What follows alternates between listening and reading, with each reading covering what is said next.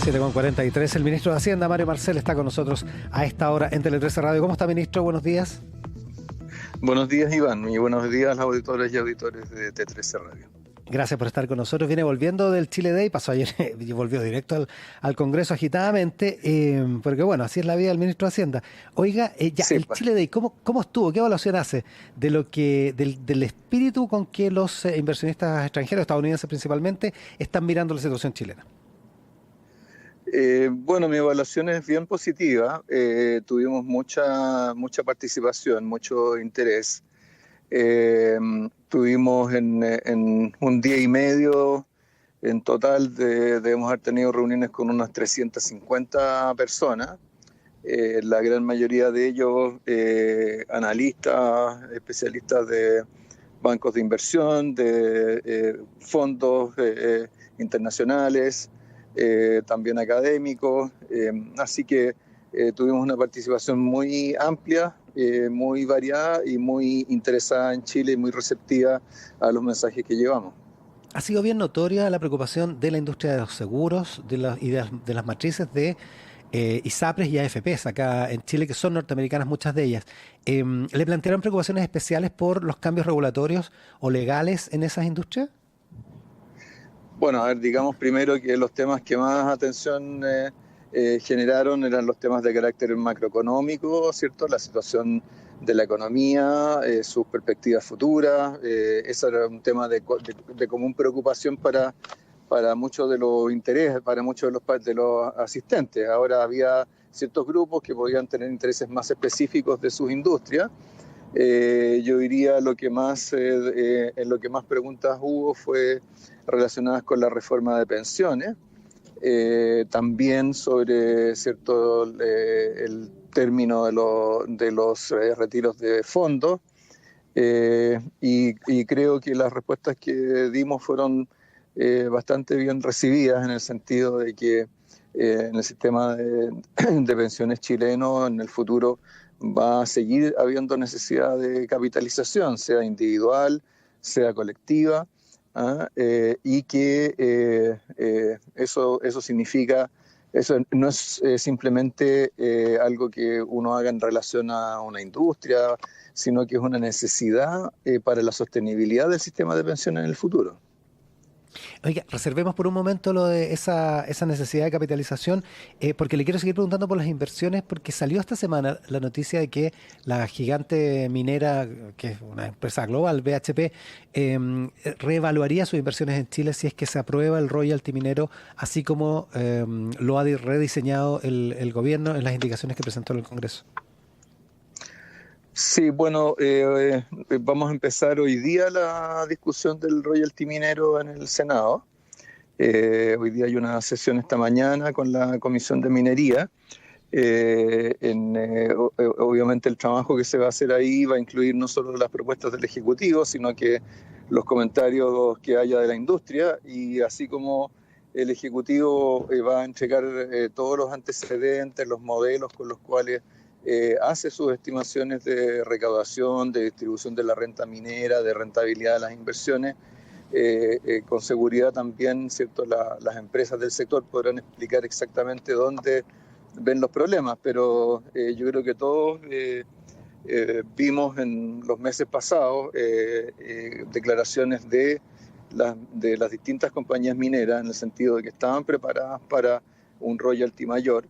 Entonces, si los temas tienen que ver con las fórmulas específicas, cómo interactúan con la planificación de las inversiones, bueno, eso es algo que siempre estaremos dispuestos a considerar. O sea, aquí lo importante es tener claros los objetivos. Nosotros tenemos un objetivo de recaudación, que no es simplemente recaudación en general, es para invertir en investigación y desarrollo, para aportar recursos a las regiones. Pero también, ¿cierto? Nos importa que siga habiendo un dinamismo importante de la industria minera en Chile. Nosotros vamos a seguir siendo un país minero por mucho tiempo, iremos complementándolo con otro tipo de actividades, pero nos importa sin duda que la actividad minera tenga un buen futuro en Chile. ¿Lo ve como una amenaza, como un riesgo esta declaración de BHP?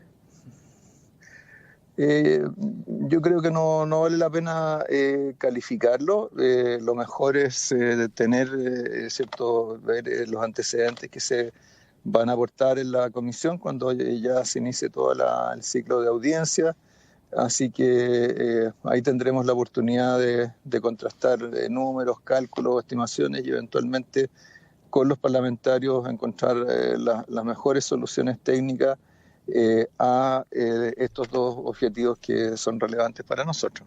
¿Mm? Estamos con el ministro de Hacienda, Mario Marcel. Ministro, lo decía también en una entrevista en Bloomberg, que hay espacio para fondos para administración privada de fondos de pensiones en Chile a partir de la reforma que está ideando o diseñando el gobierno. Lo acaba de decir también, que se requiere capitalización en términos individuales o colectivos, o sea que el mercado de capitales tiene que seguir nutriéndose de los fondos de pensiones.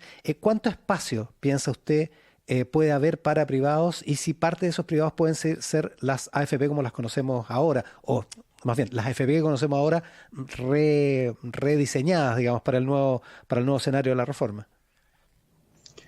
Sí, bueno, o sea, creo que es importante, ¿cierto?, pensar que capitalización no es sinónimo de AFP.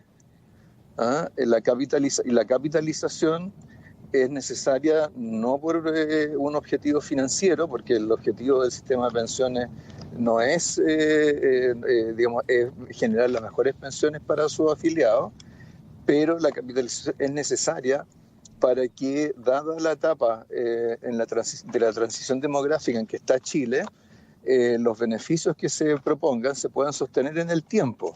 ¿Ah?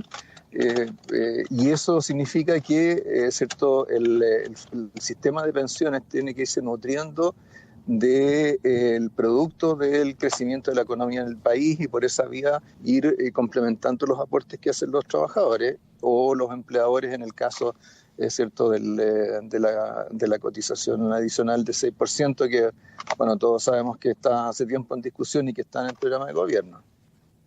O sea, la capitalización no es un fin en sí mismo, digamos, es una herramienta para mejorar las pensiones. Exactamente, es una herramienta para mejorar las pensiones en una etapa de nuestro desarrollo como país, en una etapa de nuestra transición demográfica, en la cual la población de adultos mayores ha estado creciendo y va a seguir creciendo durante bastantes años en relación a la población activa. ¿Y esa capitalización la puede hacer un ente público o también la pueden hacer privados? Eso es lo que se entiende de las declaraciones que usted ha hecho. Exactamente, o pueden hacerlo ambos. ¿Ah? Ujú. Acá, cierto, el punto es que existan instituciones que tengan el expertise para administrar inversiones, que puedan todas esas instituciones contribuir, ya sea invirtiendo los recursos acumulados de manera más colectiva, como por ejemplo ocurre hoy día con el fondo de cesantía, o los ahorros individuales de los trabajadores. Y en eso creo que es bien clara la distinción que ha ido surgiendo a partir de la manera que se han estado planteando estos pilares del futuro sistema. O sea, tenemos por un lado, ¿cierto?, un beneficio básico universal, ¿cierto? Hoy día se llama PGU. Por encima de eso, ¿cierto?, están los ahorros con las cotizaciones de los trabajadores,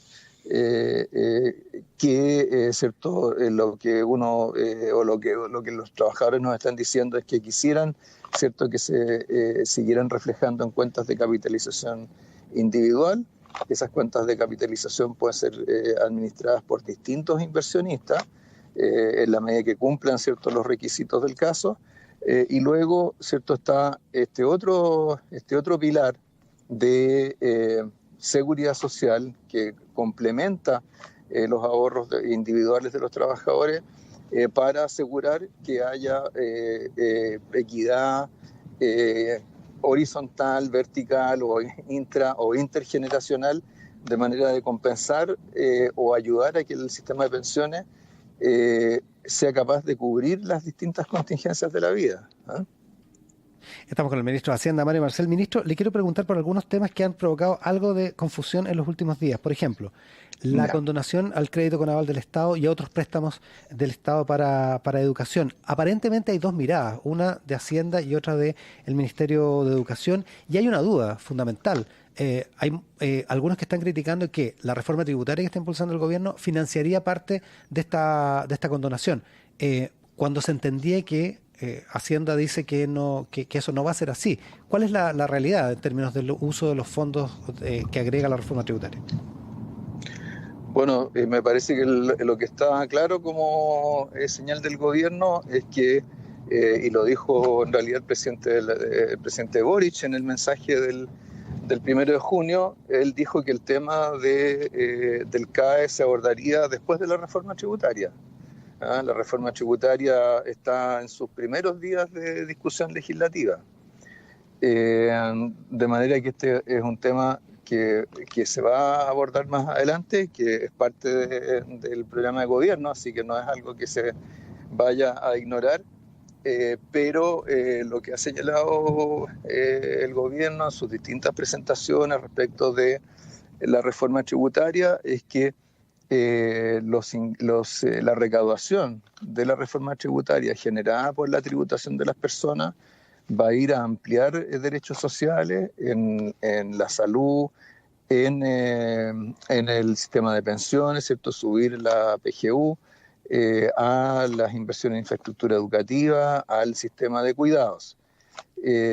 Respecto del financiamiento de la condonación del CAE, primero, ¿cierto?, habrá que ver exactamente qué forma va a tomar esa medida, qué alcance va a tener, cómo se va a implementar en el tiempo y después cuál es el financiamiento que debe tener.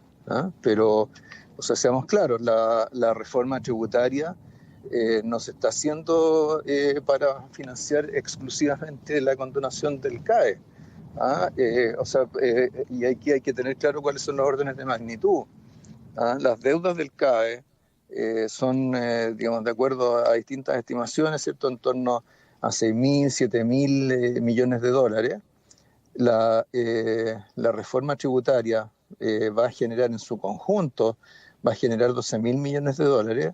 Creo que sería bastante impensable que la mitad de la reforma tributaria fuera a financiar la condonación del CAE. Obviamente tiene que haber otro tipo de fórmula, otras fuentes de financiamiento, porque creo que tanto nosotros como responsables de la reforma tributaria, como el gobierno en general, ha señalado, ¿cierto?, un conjunto de destino de los recursos que son mucho más variados, muchos de ellos son altamente prioritarios, urgentes.